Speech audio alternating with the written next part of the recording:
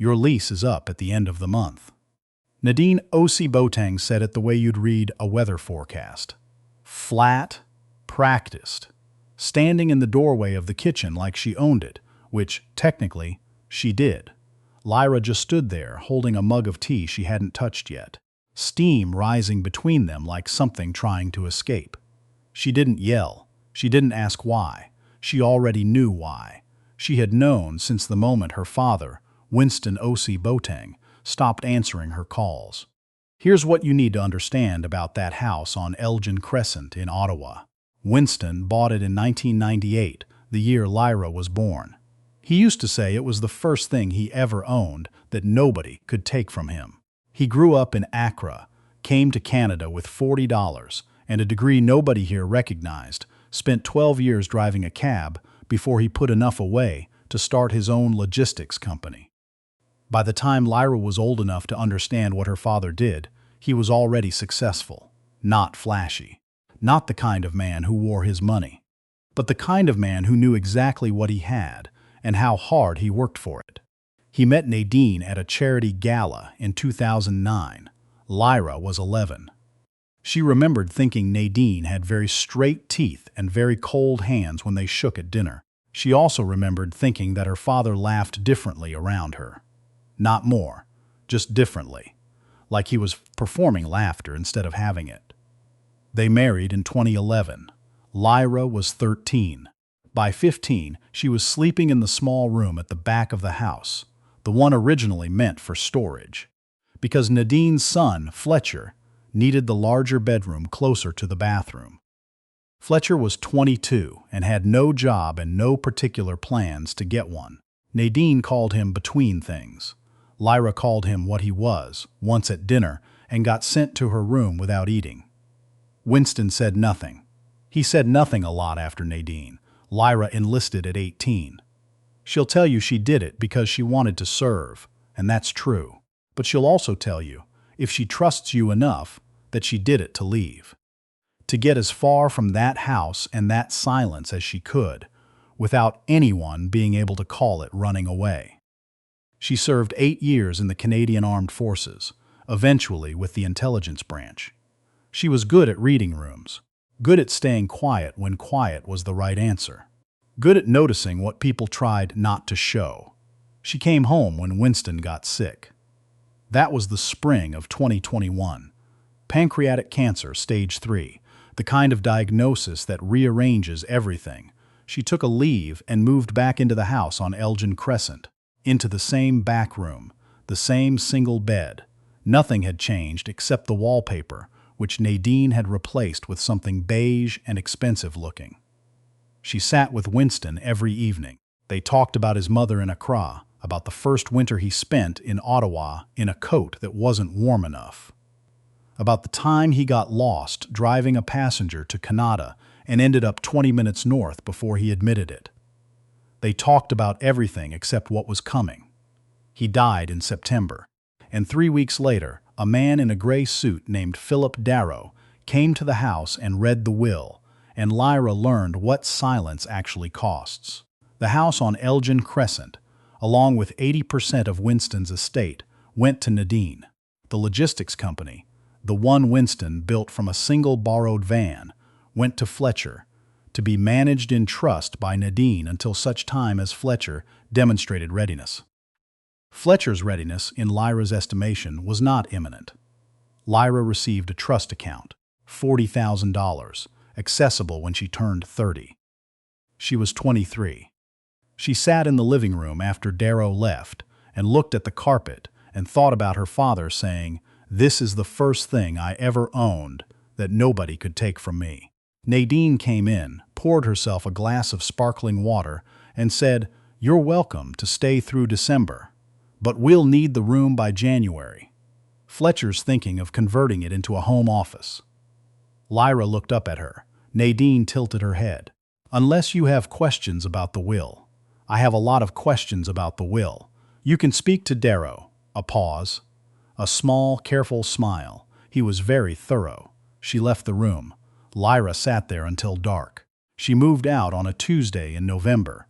which is possibly the worst kind of day to move out of anything in Ottawa. The sky was the color of old dishwater. The wind came off the river like it had somewhere to be. She packed what fit into the back of a rented Civic and left the rest, because most of the rest was furniture Nadine had replaced anyway. She took 3 things that mattered.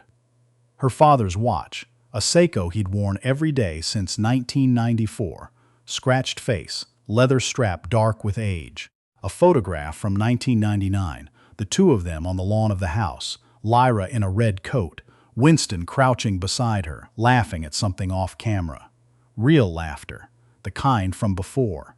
And a letter. She found it tucked inside his old logbook 2 days before she left, handwritten on paper that had gone soft at the folds. It said, "Lyra, if you're reading this, I didn't do right by you while I was here. I'm sorry for that. You deserved better. You always did. I know you'll build something. You always knew how. Dad." She read it in the parking lot of a Tim Hortons on Bank Street, engine running, heat on. Then she folded it back along the same creases and put it in her jacket pocket and drove north. She stayed with a friend in Gatineau for the first month. Then a basement apartment in Vanier. Then a better apartment on Somerset once she got steady contract work in private security consultation. Her military background made her useful to people who needed threat assessments done quietly and correctly. She was good at it. She was, it turned out, good at most things that required patience and paying attention to detail. She also went back to school, not full-time. Evening courses at Carleton in real estate and business law, which she took because she'd decided, sitting in that parking lot on Bank Street, that she was going to understand exactly how the thing that happened to her had happened, and exactly how to make sure it never happened again. And because she had a plan. It wasn't a fast plan. It wasn't dramatic. There was no villain speech, no triumphant montage, no moment where she swore revenge on a rooftop. It was quieter than that. It was the kind of plan you build the way her father built his company. One careful piece at a time, no shortcuts, nothing borrowed that you couldn't pay back twice over. She was 23 when she started. She gave herself 10 years. She finished in 9. Here's what Lyra Boateng did between 2021 and 2030. She grew her security consultation practice into a mid-sized firm with 12 employees and contracts with 3 federal ministries. She invested every surplus dollar into real estate, first a duplex in Vanier, then a 4-unit building in Centertown, then a commercial property in Westboro that she bought undervalued and held for 3 years before refinancing. She bought smart. She bought things other people overlooked because they needed work, or had complicated histories, or sat in neighborhoods people hadn't yet decided were desirable. She had a talent for seeing what something could become rather than only what it was.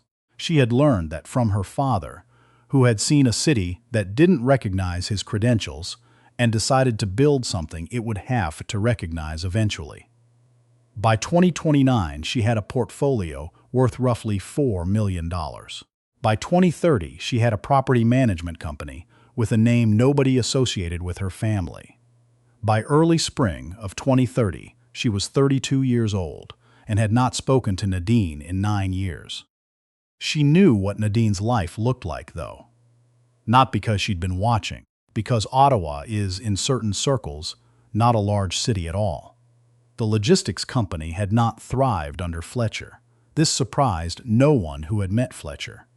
He had made several decisions in quick succession that could be described charitably as bold and accurately as catastrophic. He'd expanded into sectors he didn't understand, turned down 2 acquisition offers that would have been very profitable, and hired and fired 4 operations managers in 3 years. By 2027, the company Winston had built from a single borrowed van had been sold at a loss to pay off creditors. The house on Elgin Crescent had been remortgaged, then remortgaged again.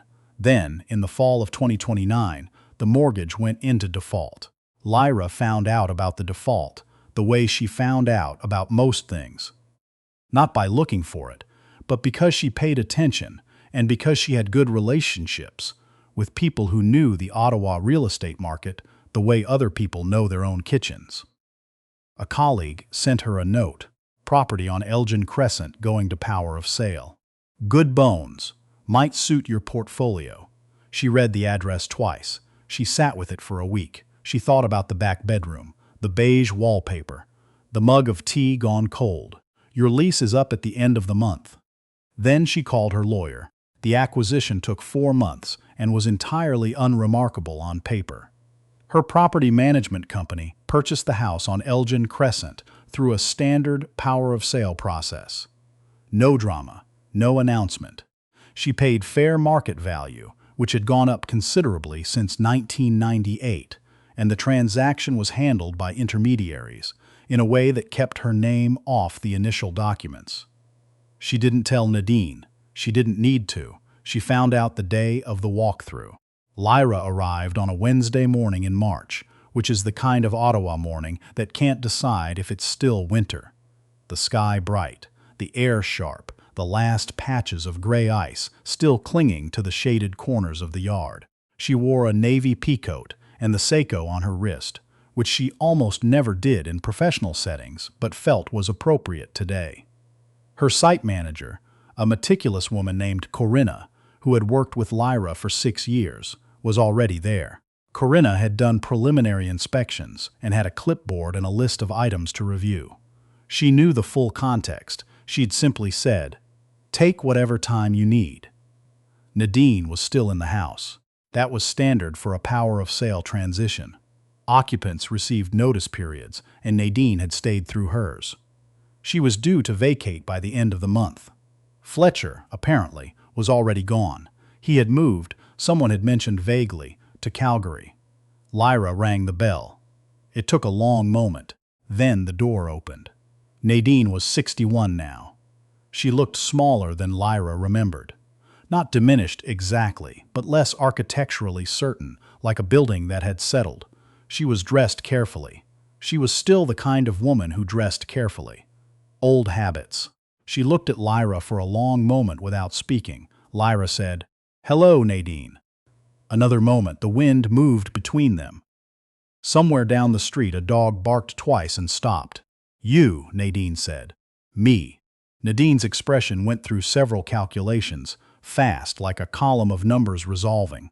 She looked at Corinna, at the clipboard back at Lyra. "You bought it. My company did, yes. I didn't know." "No," Lyra agreed. "You didn't." She said it without heat, without anything, really. She had thought about this moment more than she'd admit, and she had always known, somehow, that when it arrived, she wouldn't feel triumphant. She would just feel like herself, standing at a door that used to be her door, looking at a woman who had miscalculated what Lyra was. She had not known then. She did now. "We're here for the walkthrough," Lyra said, "to review the property's condition before the transition date." Standard process. She nodded toward Corinna. "We'll start from the top floor and work down. It shouldn't take more than 90 minutes. Nadine stepped back from the door. It was not gracious. It was the only thing left available to her. The house was mostly as Lyra remembered. Larger, which surprised her. Memory had been unkind to it, shrinking the ceilings, compressing the rooms. The floors were the same dark hardwood, though scuffed now in new places. The kitchen had been updated. Winston's study was empty, the bookshelves bare. She did not linger anywhere. She noted the condition of the roof, the state of the windows, the age of the water heater. She talked to Corinna in the professional shorthand of people who do this often. She was entirely, genuinely present in the work of it. She asked to see the upstairs last. The small room at the back was being used for storage. Boxes, a broken lamp, a set of golf clubs still in their bag. The beige wallpaper had been painted over with a color that was also beige but apparently different. Lyra stood in the doorway. The room was smaller than she remembered. Memory had been unkind to that too, though in the opposite direction, had made it feel larger, more significant, the way wounds do. It was just a room. She thought about the girl who had slept here, 17 years old, home from school in November. lying on that single bed in the dark, counting the months until she was old enough to leave.